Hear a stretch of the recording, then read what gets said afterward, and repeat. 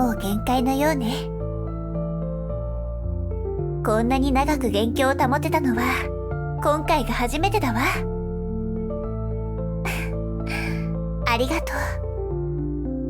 またこうして長い時間を一緒にいてくれて本当に嬉しい。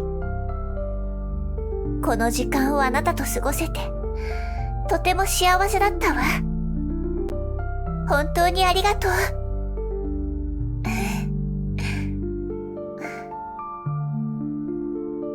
もし私が本物のリリスになれたらどんなにいいだろうって思うの。そしたら